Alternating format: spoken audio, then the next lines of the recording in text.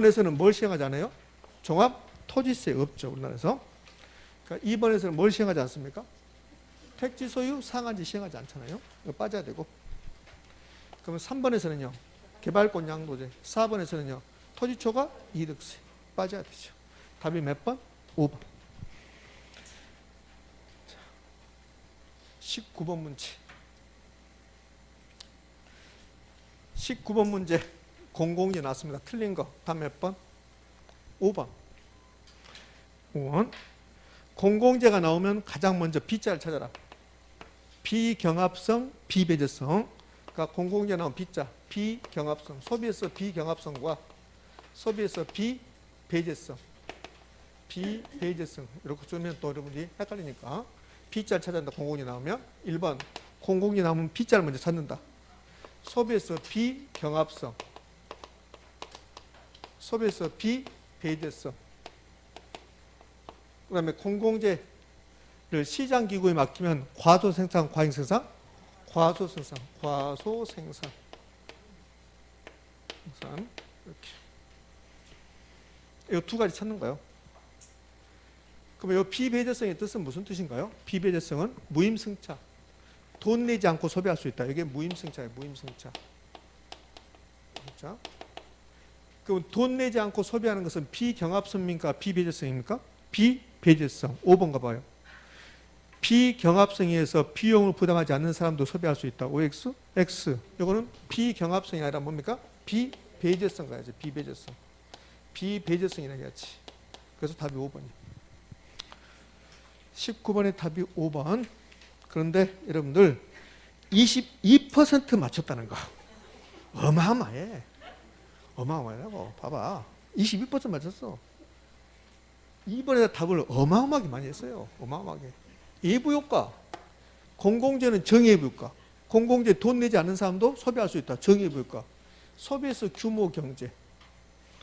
이거는 제가 설명을 했는데 그냥 이건 질문 딱 한번 나왔다겠어요. 2번에다가 어마하게 했어. 어마하게. 그 2번이 왜 틀렸을까? 2번이 왜 틀렸을까? 공공재는 정확하게 예부효과 유발시키고 이거 그대로 나왔던 지문들이에요. 그대로 나왔던 지문이에요. 여기 이제 정확하게는 정예부효과죠. 정예부효과도 예부효과잖아요. 그러면 정예부효과가 나와야 됩니까? 아니요. 예부효과가 나오면 돼요. 공공재, 돈 내지 않고 혜택 보는 거. 도로, 공원 다 공공재잖아요. 그럼 돈 냅니까? 안 냅니까? 안 내잖아요. 그게 정예부효과죠. 그 공공재는 예부효과, 정예부효과. 정예부효과를 유발시킨다. 소비에서 규모 경제. 소비량을 늘리면 비용이 다운된다 이런 뜻이거든요. 그럼 소비에서 규모 경제 이렇게 했잖아요. A라는 공원이 있다. 이 공원은 공공재입니까? 아닙니까? 공공재죠. 그럼 A라는 공원의 건축비가 만약에 100억이 들어갔다.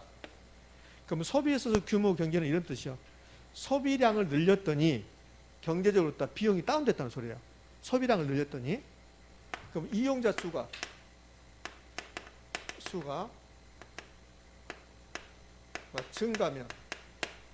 증가하면 비용이 감소한다. 이런 뜻이라고요. 그럼 A라는 공원이 건축비가 100억인데 이용자 수, 소비자 수죠. 공원 이용한 사람이 소비자 수니까 소비자가 한 명이다.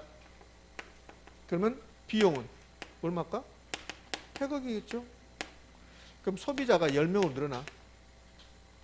그럼 소비자가 10명으로 늘어나면 그 비용은요. 비용은 100억입니까? 10억입니까? 10억. 그럼 소비자가 100명이 되면 그 비용은 얼마일까? 1억이겠지. 소비량을 늘렸더니 소비 규모를 키웠더니 비용이 다운된다. 이걸 소비에서 규모 경제다 이렇게 딱 한 번 냈어요. 소비에서 규모 경제라고 한 번 냈고 얘는 두 번 나왔고 공공재는 돈 내지 않은 사람도 혜택 본다. 이게 공공재가 정의 예부효과. 공공재 1번이 개념, 공공재 개념. 공공재는 소비에 있어서 비경합성과 비배제성을 갖는 재야. B자 빠지면 틀린 말이고. 3번 무임승차 같은 시장의 실패가 발생한다. 공공재는 처음부터 돈을 받을 수 없는 성격을 가지고 있다. 그러니까 공공재 생산을 시장에 맡기면 필요한 만큼 만든다, 안 만든다? 안 만든다. 그래서 과소생산. 과소생산은 무임승차 때문에 돈을 받을 수 없으니까. 4번 생산을 시장국에 맡기면 과소 생산의 경향이 있다. OX? O. 5번이 답. 비경합성이란 뜻은 소비할 때 서로 싸우지 않는다. 경합하지 않는다. 그게 비경합성. 공공재가 공원이 공공재거든. 공원. 옆에 여러분 집에 있는 체육공원 집 옆에 있는 거. 그 다음에 도로 공공재거든. 그 다음에 경찰 공공재거든요. 소방 공공재거든. 그럼 이런 것도 소비할 때 돈 안 내잖아요. 그러면 비용을 부담하지 않는 사람도 소비할 수 있다. 이것은 비배제성이야. 비배제성. 비경합성이라. 비경합성이란 뜻은 소비할 때 서로 싸우지 않는다. 이게 경합성이야. 어떤 게 경합성이냐면 현대자동차에서 에쿠스 승용차를 10개를 만들었는데 그 10대 중에서 제가 9대를 사버려요. 9대를. 그럼 다른 사람 소비가 영향을 미쳐 안 미쳐? 미치지. 그걸 소비에서 경합성이라고 한다고. 없어? 그러면 공원, 도로, 저 밖에 도로. 제가 돌아다닌다. 저 밖에 도로에 저렇게 제가 걸어간다. 그러면 다른 사람 못 간다. 그게 소비에서 경합성이라고. 근데 도로는 누구든지 다 소비할 수 있잖아요. 경합하지 않잖아요. 의미하셨죠? 그러면 도로, 공원, 경찰, 소방 이거 전부 다 돈 안 내고 이용할 수 있다? 소비에서 비배제성. 소비할 때 서로 싸우지 않는다. 경합하지 않는다. 비경합성. 의미하셨습니까? 그렇지. 그 답이 5번. 자, 공공재 정리하고 가요. 공공재가 시험에 나오면 먼저 개념에 B자가 있는가 없는가 본다.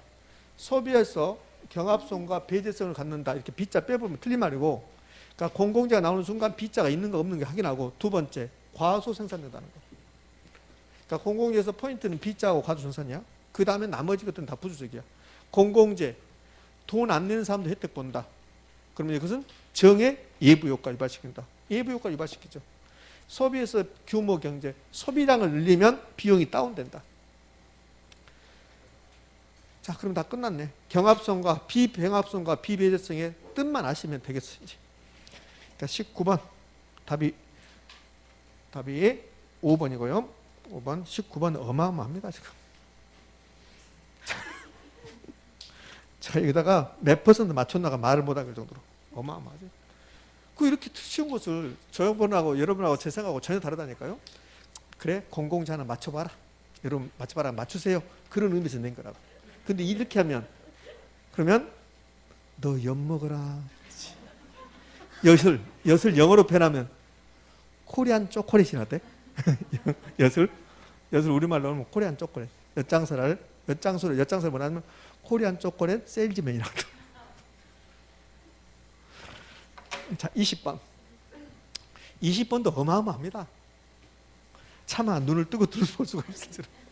19번, 20번 다 맞추고 가십시오. 그러면서 이번 시험 좀 쉽구나. 지난주에 비해서 그걸 노렸는데 그게 아니라는 거. 자, 이 중에서 지금 시행되고 있는 용도지역 2개잖아요. 준공업지역하고 준주거지역. 농지지역이 있습니까? 임지지역이 있습니까? 없잖아요. 농지지역, 임지지역 없거든. 농림지역이 있지. 농림지역. 준농림지역은 옛날에 있었어. 이거 준농림지역은 옛날에 있었던 거고, 그러니까 여기 농지지역이라는 것도 없고 임지지역이라는 것도 없어요. 예전에 임지지역, 농지지역이 있었는데 이걸 묶어서 지금은 농림지역이죠. 농림지역. 도간 농자 했으니까 도시지역, 관리지역, 농림지역, 자연환경 보전지역, 준농림지역도 없죠. 여러분이 배우는 용도지역 중에서 준자 들어간 것은 2가지야. 준공업지역과 준주거지역. 이 2가지. 이럴 줄은 몰랐어 내가. 여러분들.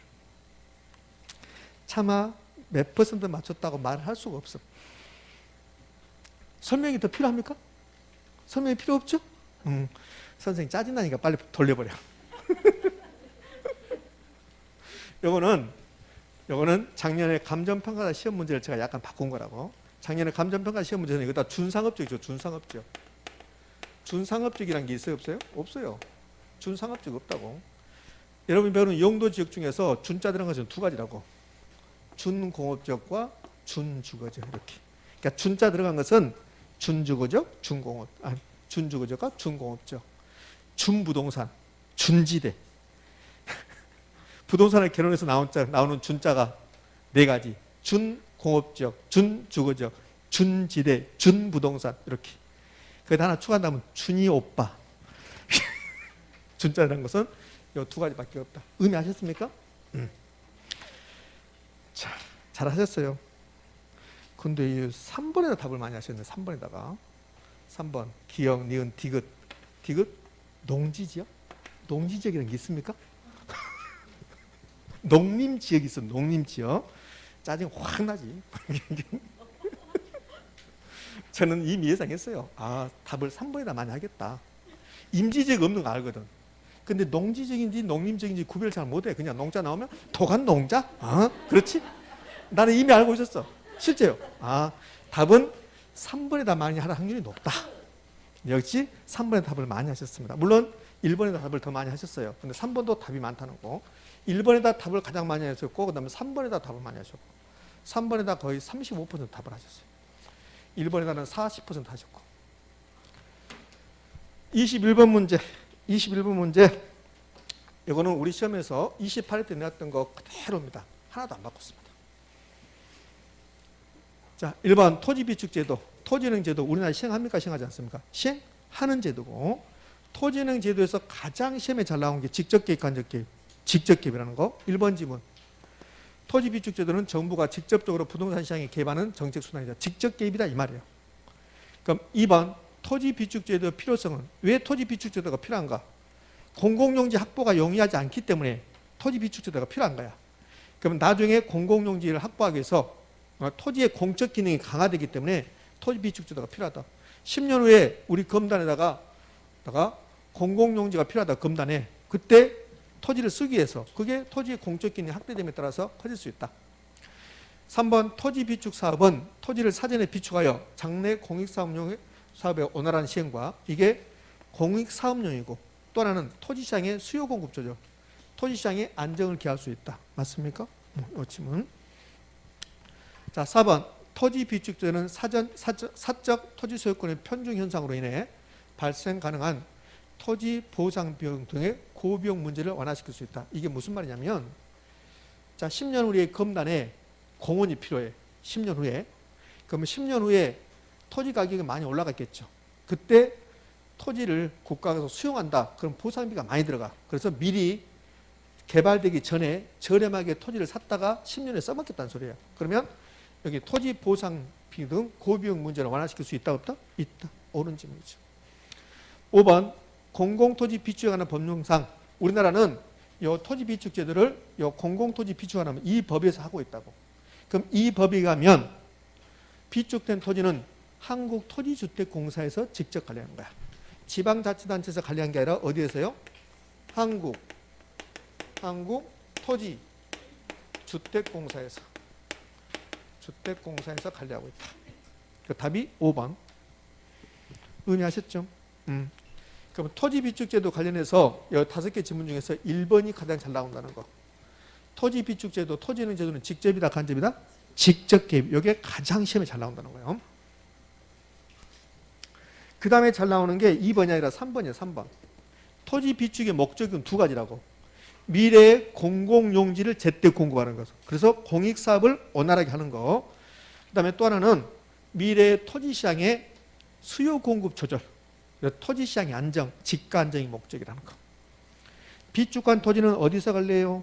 한국토지주택공사에서 관리한다. 한국토지주택공사에서. 자, 이제 됐습니다. 잘하셨어요. 22번으로 갑니다.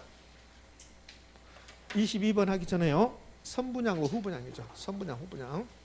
선분양, 후분양을 막 외울 필요 없어요. 생각해 보시면 되니까.